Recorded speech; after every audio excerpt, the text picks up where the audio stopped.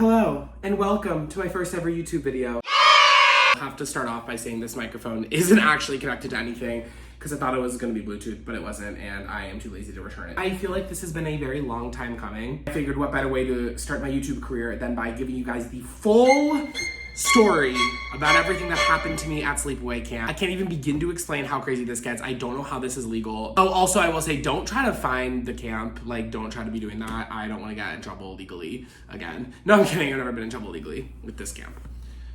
I'm sure many kids have fun there. My experience was fun for the first 4 years, and then shit hits the fan. Am I allowed to curse on YouTube? Is that a thing? Whatever. Can people stop blowing up my line? Hello?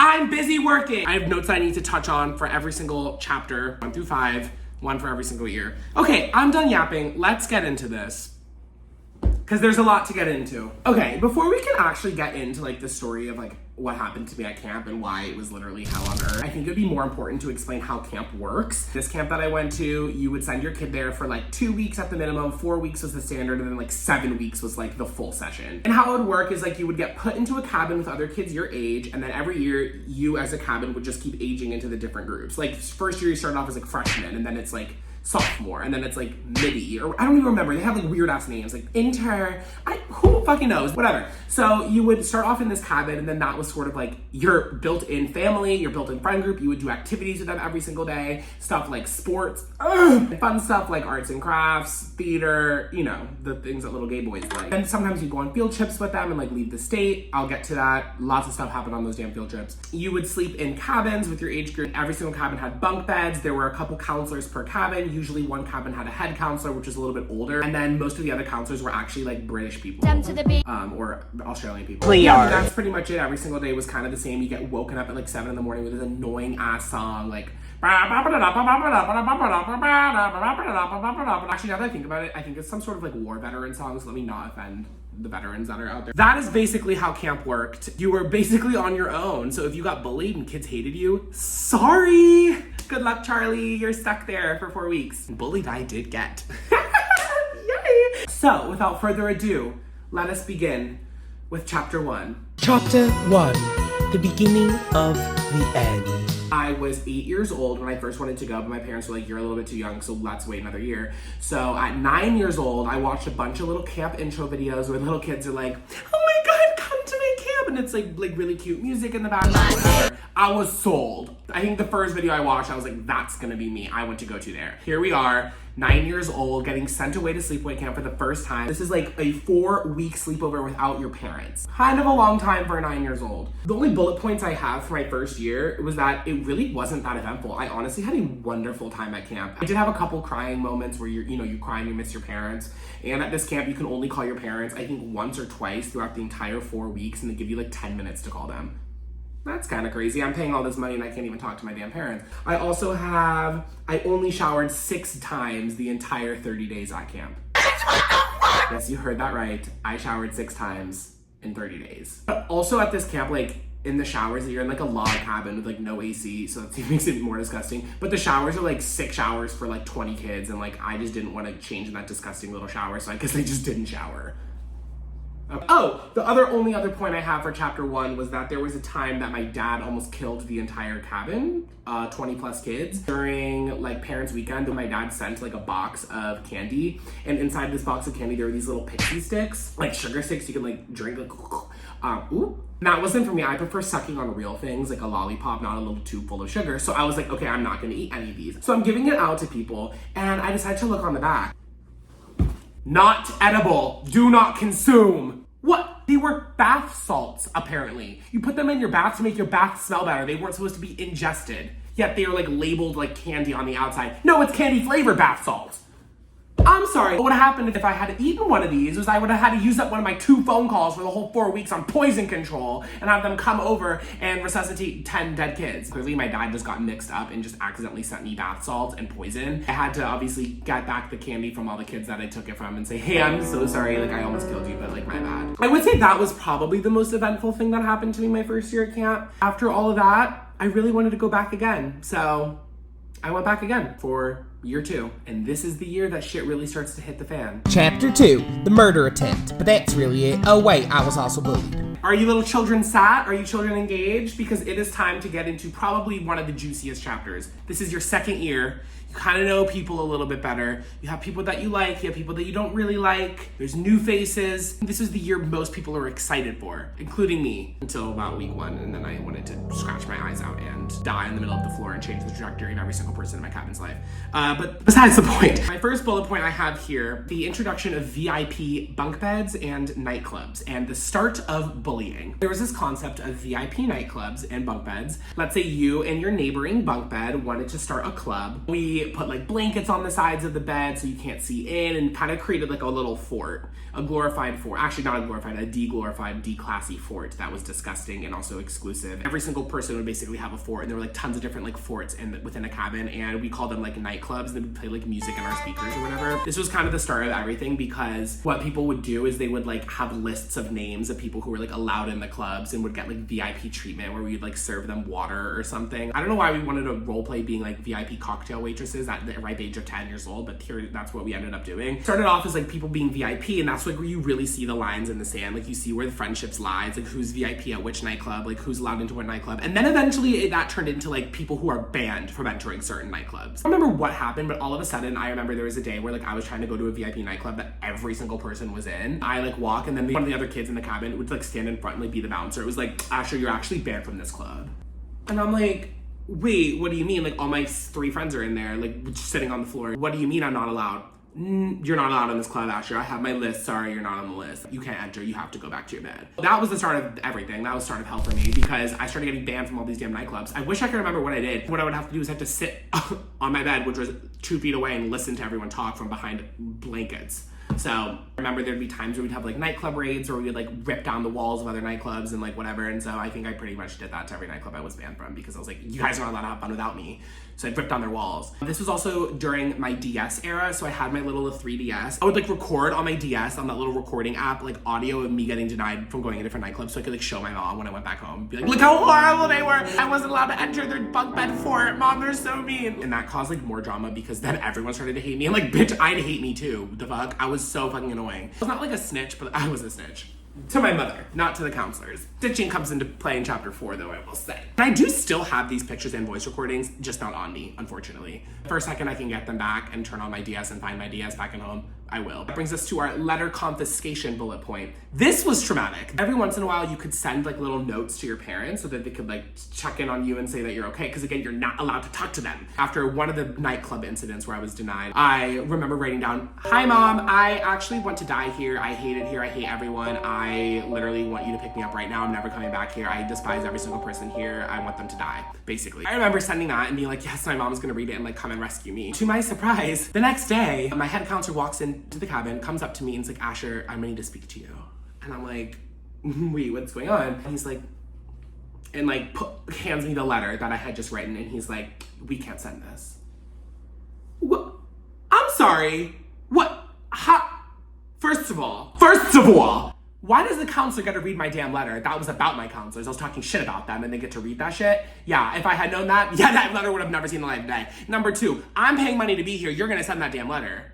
Number 3, what do you mean you're gonna censor me now? You're gonna literally tell me that I'm not allowed to talk to my parents and tell them how I'm feeling? Because he was like, we can't send this. Do you wanna reword it? And then maybe we can send it. And by reword it, he meant, I love you, having the best time ever, never pick me up. I wanna come back here and dump $20,000 more into this camp. Love you, bye. And so I had to do that. He literally sat with me and I had to rewrite a letter and then send it to my parents being like, everything is great and dandy, mother. That was pretty terrible and traumatic. Like, damn, not even my parents know that I'm suffering on the inside. And then I think that's what also led me to like really start to like record everything on my DS. So I'm like, this is the truth of what happened to me at camp. My next bullet point, what happened year 2. Oh, this is good. My horrible talent show day performance. One of the night activities was a talent show. And I don't know what the gall, the audacity I had at 10 years old to think that I could fully go up there and do a talent show. You wanna guess what my talent was? If you said being hot, you're right, but you're actually wrong in this case. My talent was tongue twisters, whatever that meant, and I didn't rehearse.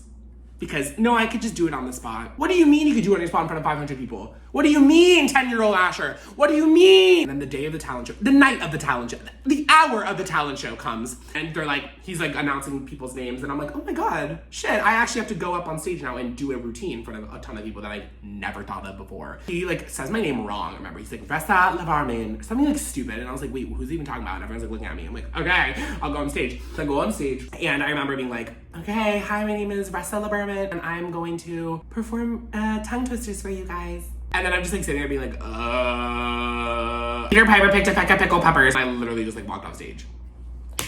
Go.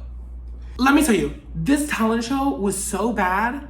The MC, who was a counselor, an adult counselor, came on stage after I left that stage and goes, okay, whatever that means. He's like, that was great. And everyone laughed. And I remember sitting down and I'm like, oh my god, I'm proud of myself, like whatever. And this kid goes up to me and he's like, Asher, I'm so sad. And I was like, wait, why? He's like, I wanted a shot for our cabin to win the talent show. And the counselor agreed. What do you, I'm sorry, that was so rude of the counselor to do that. I remember sitting there crying, watching every other person mog me on that damn stage, doing 10 times better than I could have ever done, and sitting there being like, oh my god, I'm questioning everything. That was the most embarrassing thing I've ever done in my entire life. Why did I not think about this any further? I was questioning my entire, the point is, why on earth did I do that? I don't know. Why did the counselor be rude to me? I still have beef with you, and I know who you are, and I know your name. And I'm not gonna say it for safety reasons, because who's the one doing tongue twisters now? Still me. Did that even make sense? The next bullet point is my sleep crying incident. To this day, I do not understand what happened. There was a night where I went to bed, and I woke up in the morning, and everyone was looking at me. I mean, people were already looking at me because I was me at camp, but people were looking at me extra hard this morning, so I was like, something is awry. Something is awry. And I remember being like, guys, like, what's going on? My counselor comes up to me and he's like, hey, buddy, are you okay? What do you mean? Yeah, I just woke up. Yeah, I'm fine. He goes, you cried the whole night last night. What do you mean I cried the whole night? I slept the whole night last night. He's like, oh, no. Like, you cried so hard that we had to pull you outside and we had a 20-minute conversation with you and we almost went to the office to call your parents as an emergency call. Mind you, I had no memory of this. Zero memory at all. This did not happen. I slept the entire night in my mind. Apparently, I'd slept talked, but instead of sleep talking, it was sleep crying. I had slept thrown a tantrum, woke up the whole cabin, wouldn't stop crying. The counselors had to pull me aside. We talked on the porch for like an hour about how much I missed my family, and then I just went back to bed and woke up. I did that all in my sleep. My subconscious was even after me this year. I was trying to redeem myself from being the VIP fort destroyer, and now all of a sudden I'm the sleep crier that misses his family so much that he has to make an almost emergency phone call and waste one of his 2 damn phone calls for the summer at the middle of the night to call his parents. That was my fault. I'm pissed in my brain for that. That was horrible. And then the final bullet point, the cherry on top of my second year, probably the second craziest incident that ever happened to me at camp. My murder attempt. Not my murder attempt. Someone else's murder attempt on me. And I'm not exaggerating. If you see my TikToks, I've said this story before. This was like genuinely one of the craziest things that ever happened to me. Let's dive into this. In every single cabin, there is a top bunk and a bottom bunk, and I was on the top bunk this year, and for some reason we didn't have ladders, so when I would go upstairs to go to sleep every night, I'd have to like step on the shelf of the person who slept below me. And this is like week 1.5, and the kid that sat below me, I'm not gonna say his name, let's just call him Daniel. Daniel sat below me, and there was a night, and Daniel was very in love with his mother. Very in love with his mother. He would keep like a picture of his mom, and one night he decided to put this picture of his mother, a framed photograph, at the exact spot where I put my foot to go up and down. Dumb on his part, not even my fault. So it's the middle of the night and I'm like thirsty or something, and I'm like, oh my god, fine, I'll go to the damn bathroom. I'll like walk the 10,000 miles in the freezing cold in the middle of the night of the damn cabin to go get water. And as I'm doing that, I like step on this kid's portrait of his mom, and it like falls on the floor and breaks. And I'm like, oh my god, I'm so sorry, like he didn't wake up. I like put it back, whatever. In the morning, I wake up and I'm a good person. So I went down and I told him like, hey, I broke your photo last night. Like I accidentally stepped on it. He's like, oh my god, that's okay, don't worry about it. The next day rolls around and we're all, there's spit actually all over this microphone that's not real. And we are all outside of the cabin on a picnic bench playing cards, and I sat next to Daniel, and I remember he was like sharpening a stick into like a point, like a big stick that he found, and he was sharpening it like. I didn't even bat an eye because I had seen way weirder things at camp that I can't even talk about on here. And we're all playing cards, and then all of a sudden, this little tiny boy Daniel, I'm gonna do a reenactment for you right now, takes his stick, right, his sharpened stick, he goes, ah, this is what you get for breaking the photograph of my mother! And slams the stick as hard as he can into my chest, so hard I literally fall off the bench onto my back. And I'm like dazed. I'm like, is this heaven? Did I just die at sleepaway camp by the hands of a little kid named Daniel who's actually like 4'10"? Like he's like the shortest kid I've ever met. Like did he just kill me right now? Like that's so embarrassing. I can't deal with this. And I'm on this damn floor and I'm like so dazed. And I'm like, oh my God, like what's going on? Meanwhile, Daniel is still screaming his butt off being like, I love my mother. I'm my mother, my mother. I'm like, girl, enough. And I look, this kid apparently hits me in the chest with the wrong side of the stick. Bitch, what do you mean? You're gonna spend all that time sharpening a stick to try to murder me and then you're gonna hit me with the other end? Girl, you're stupid as hell. If you're gonna kill me, do it correctly. Like, oh my God, I was so embarrassed for him. Like, that's so funny, I'm still alive. And you're actually the dumbest kid I've ever met in my entire life. I don't really remember what happened after that, but I remember nothing happened. No counselor talked to him. No kid talked to him. I surely didn't talk to this kid. And then he disappeared. He left after 2 weeks because he missed his mom so much. Was that the real reason? Or was it because he was so embarrassed he messed up his murder attempt on me? In all honesty, that was actually crazy and such a liability. Like, I genuinely could have gotten so hurt. Like, he really sharpened that damn stick. Like he knew what he was doing. You know that kid that's like in every elementary school that like always pretends to like shoot people with guns? That was this kid. So he fully could have actually killed me, but he's just so slow that it just didn't work. Even after all that, the bullying, the VIP forts, the attempted murder incident, I still decided to go back for another year. So originally I was going to make all of these chapters in one video until I realized just how much content I have. So I am now going to be splitting these into 2 parts. I know, I'm sorry. But I promise you it will be worth it because if you thought part 1 was crazy, just you wait until chapters 3, 4, and 5 because things get actually 10 times crazier. Before I go for good, I wanted to leave you guys with just a little bit of a clue of what's to come because I don't want to make y'all wait. So I'm going to tell you the chapter titles. Chapter 3, Revenge of the Irish, in parentheses, Counselor, and the Poop Incident.